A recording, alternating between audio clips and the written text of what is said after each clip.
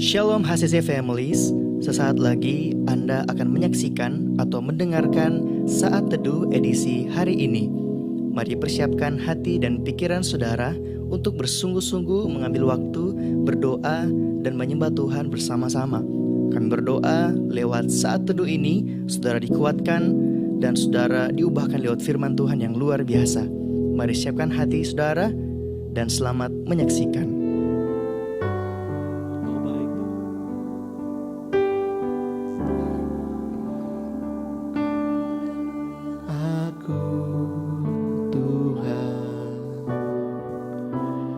Cobalah aku Tuhan, selidiki batinku dan hatiku, mataku tertuju padamu, aku cinta padamu.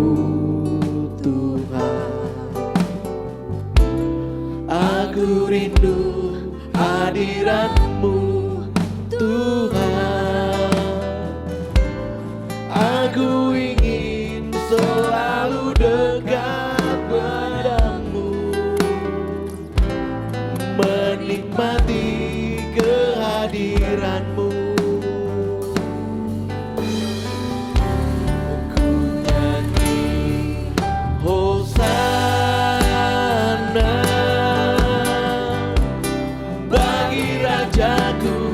yang duduk di tahta.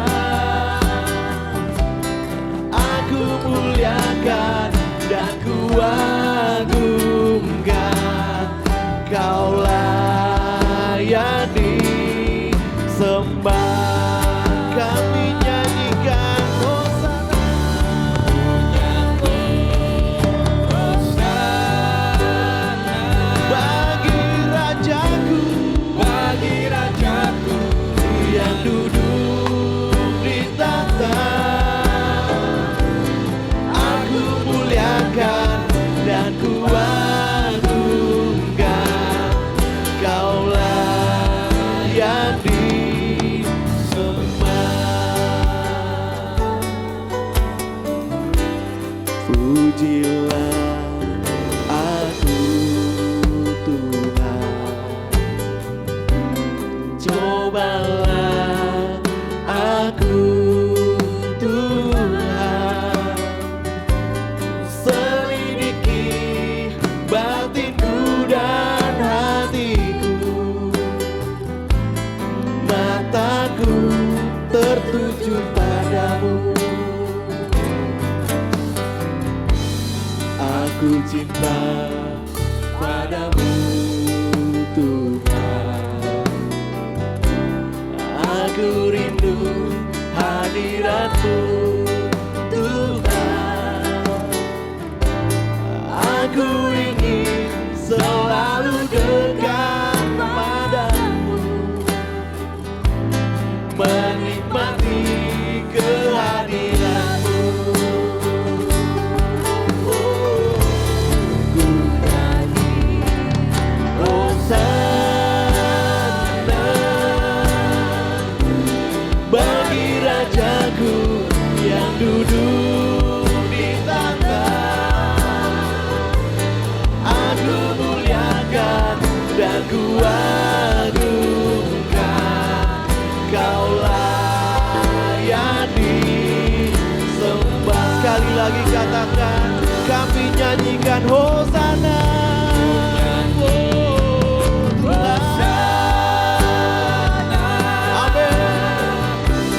Bagi Rajaku yang duduk di tahta. Aku muliakan dan ku agungkan, Kau layak disembah.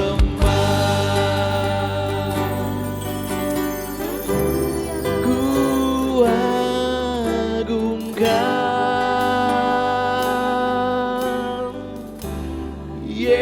Yesus Raja dan berkuasa. dan berkuasa dan layak disembah. Sekali lagi katakan, ku agungkan, ku agungkan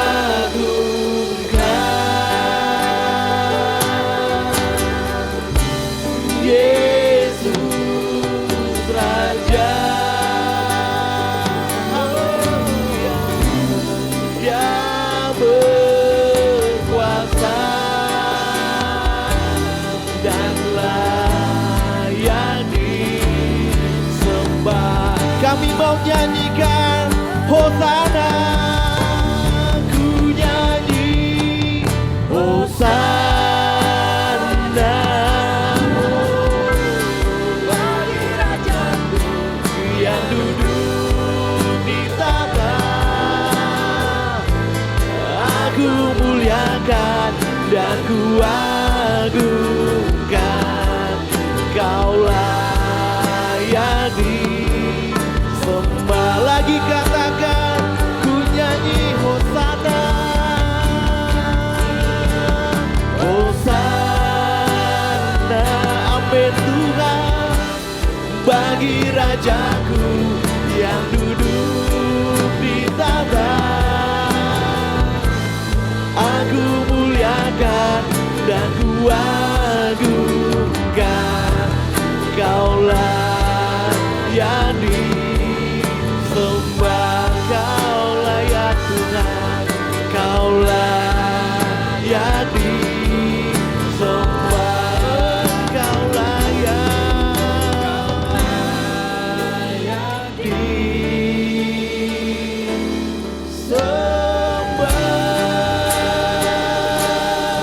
Kami sembah Kau Tuhan, kami sembah Kau Tuhan, Kau layak untuk disembah. Oh Yesus Tuhan, Kau yang layak Tuhan, Kau yang layak disembah. Yesus Tuhan, Kau yang layak untuk disembah. Oh Yesus Tuhan, segala pujian hanya bagi Tuhan, segala hormat hanya bagi Tuhan, yang layak untuk terima pujian. Penyembahan kami hanya padamu Tuhan.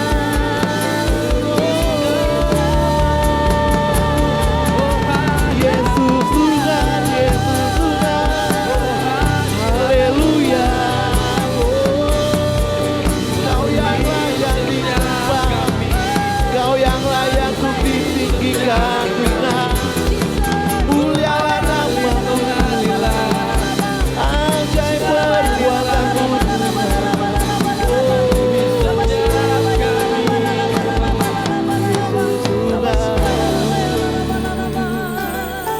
Kau yang layak untuk disembah. Terima kasih Tuhan. Salam keluarga HCC yang diberkati Tuhan dimanapun berada pada saat ini. Kita berjumpa kembali dalam Worship From Home edisi Saat Teduh. Saat ini saya akan membawakan kebenaran firman Tuhan. Baiklah, saja kita satu dalam doa, kita berdoa. Kami bersyukur di hadapan-Mu Tuhan oleh karena kasih karunia dan kesempatan yang Kau beri bagi kami, di mana saat ini kami akan merenungkan kebenaran firman Tuhan. Biarlah hikmat yang berasal daripada Tuhan menjadi bagian kami semua, sehingga kami bisa memahami apa yang menjadi maksud Tuhan dalam kebenaran ini. Kami siap mendengarkan kebenaran firman-Mu, hanya dalam nama Yesus, haleluya, amin. Saudaraku yang dikasihi Tuhan, kita belajar tentang orang buta yang sejak lahir dalam Kitab Yohanes 9 ayat 1 dan 43. Dari khotbah di atas ini ada 3 bagian yang akan kita bahas, yaitu apakah orang buta ini yang berdosa atau orang tuanya yang berdosa sehingga menyebabkan keadaannya menjadi buta. Dan kedua, apakah setelah kebutaannya menjadi terang, maukah dia kembali kepada kegelapan? Dan yang ketiga, apakah ada keberanian bagi orang percaya yang telah mengalami keselamatan dari Tuhan. Apakah mereka berdiam diri ketika sudah diselamatkan, atau mereka bergerak dengan keberanian setelah melihat terang? Saudaraku yang dikasihi Tuhan, kalau kita membaca kebenaran firman Tuhan, keadaan buta menjadi melihat terang untuk memuliakan Tuhan. Dalam firman Tuhan ini, orang buta ini sejak lahir ini tidak pernah datang kepada Yesus untuk disembuhkan seperti kebanyakan yang dialami atau yang diceritakan dalam kisah Injil. Namun saya mau katakan sebelumnya ada pertanyaan tentang hal yang biasa yang dialami oleh tradisi Yunani pada saat itu, Yahudi pada saat itu. Kalau seorang yang mengalami kebutaan sejak lahir, berarti ada dosa yang diperbuat atau yang diperbuat oleh orang tuanya. Hal ini didasarkan pada perjanjian lama yang mengatakan bahwa apa yang dilakukan oleh nenek moyang dapat berdampak kepada keturunannya. Namun kita melihat Yesus pada situasi tersebut menekankan bahwa apa yang terjadi pada orang buta itu bukan karena dosanya, melainkan Allah ingin agar lewat pribadi yang orang yang buta ini nama Tuhan dipermuliakan. Dan hal itu terbukti bagaimana orang buta tersebut menjadi saksi bagi Yesus yang efektif dan juga menghadapi orang Yahudi pada saat itu. Saudaraku yang dikasihi Tuhan, jika kita menjumpai orang-orang seperti ini, percayalah bahwa di balik semuanya itu ada rencana Tuhan yang akan terjadi dalam kehidupannya. Sehingga lewat kehidupannya banyak orang yang akan percaya bahwa Yesus itu luar biasa dalam kehidupan kekristenan, bahkan imannya yang ia sedang percaya pada saat ini. Orang percaya dipulihkan untuk menjadi utusan. Kita mendapatkan suatu pengajaran bahwa orang buta ini setelah dipulihkan, setelah disembuhkan, ia menjadi percaya. Ia percaya kepada Tuhan. Berarti bahwa kita kembali duduk, ya, berarti ia tidak kembali duduk menjadi pengemis pada awalnya. Tetapi setelah ia mengalami pemulihan, ia benar-benar menyaksikan setiap kebaikan Tuhan. Karena itu saudaraku yang dikasihi Tuhan, Yesus menyuruhnya pada saat itu setelah ia berjumpa dengan orang buta itu untuk membasuh mukanya di kolam Siloam, yang artinya diutus. Ya, orang buta tersebut sudah dipulihkan, maka dia pergi untuk bersaksi tentang Yesus kepada orang yang ditemuinya.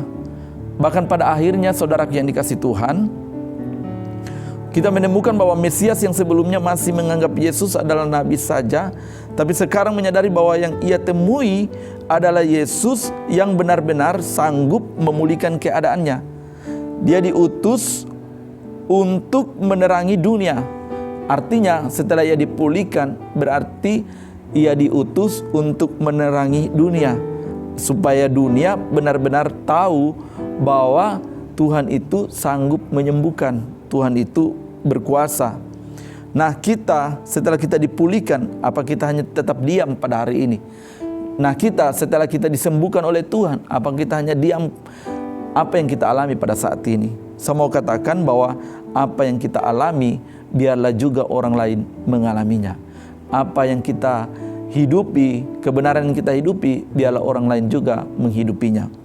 Dan yang terakhir, kita harus berani bersaksi bagi Kristus dan menunjukkan identitas Kristus di dalam diri kita. Dari orang buta ini kita melihat bahwa dia sangat berani bersaksi tentang apa yang dia alami, yang terjadi dalam kehidupannya. Karena ia tahu bahwa kehadiran Yesus telah mengubah pikirannya dan hatinya, telah membawa dia untuk mempercayai apa yang Tuhan kerjakan dalam kehidupannya. Ia benar-benar mengalami hal yang luar biasa di dalam kehidupannya. Dia dengan berani pada saat itu, kalau kita membaca, ia berdebat dengan orang Yahudi bahwa sesungguhnya Tuhan telah memakainya untuk menyatakan kebenaran itu kepada semua orang. Orang buta ini tidak takut untuk dikucilkan sebagaimana orang tuanya takut. Kalau kita membaca bahwa orang tuanya pada saat itu ia takut. Orang yang sudah melihat pastilah bersukacita. Kita melihat bahwa sukacita yang terjadi kepada orang buta ini setelah ia melihat artinya sangat bersukacita karena ia bisa melihat terang, ia bisa melihat keajaiban di luar sana. Demikianlah saudaraku yang dikasihi Tuhan, kita dahulu adalah orang-orang yang hidup dalam kegelapan. Kita dahulu adalah orang-orang yang tidak pernah mengenal tentang Kristus. Kita dahulu adalah orang-orang yang terkekang. Kita dahulu adalah orang-orang yang punya kesaksian yang sangat tidak baik. Bahkan sebenarnya kita adalah pribadi yang tidak layak pada saat itu. Tapi karena anugerah Tuhan, kita telah dipulihkan oleh Tuhan. Nah, kalau kita telah dipulihkan oleh Tuhan, jangan pernah takut untuk menyaksikan setiap kebaikan Tuhan. Jangan pernah takut atau gentar untuk menyaksikan setiap apa yang Tuhan kerjakan dalam kehidupan kita. Kalau kita mengalami kebaikan Tuhan, kalau kita mengalami kasih setia Tuhan dalam kehidupan kita, mungkin keluarga kita sudah dipulihkan, mungkin kita mendapatkan pekerjaan yang baru, mungkin Tuhan telah memberikan kita kekuatan, kesehatan, dan perlindungan yang begitu sempurna dalam kehidupan kita. Biarlah juga kita menyaksikannya kepada orang lain. Saudara yang dikasihi Tuhan, kehidupan kita gelap yang lalu kita jalani dan kita telah dipulihkan oleh Tuhan, biarlah kita menyaksikannya kepada orang lain bahwa ini kita telah mengalami kebenaran, kita telah mengalami sukacita, kita telah mengalami kebangkitan di dalam hidup kita, bahwa sesungguhnya hidup kita bukanlah milik kita sendiri, tetapi sesungguhnya hari ini adalah milik Tuhan. Biarlah selagi ada kesempatan, bersaksilah bagi Tuhan. Maka lewat hidup kita, banyak orang yang akan mengenal Kristus. Terpujilah nama Tuhan. Saya mengajak kita satu dalam doa, kita berdoa. Kami bersyukur di hadapan-Mu Tuhan oleh karena kebenaran firman Tuhan yang kami telah dengar pada saat ini. Biarlah ini menjadi kesaksian bagi kami semua yang akan mengubah pola pikir kami sehingga kami menjadi pribadi yang berkenan di hadapan-Mu. Ini doa syukur kami hanya dalam nama Yesus. Haleluya. Amin. Terima kasih Anda telah menyaksikan Worship from Home edisi Saat Teduh. Kami berdoa saudara diberkati dan dikuatkan lewat edisi Saat Teduh kali ini. Sampai berjumpa di konten online Worship from Home berikutnya. Tuhan Yesus memberkati.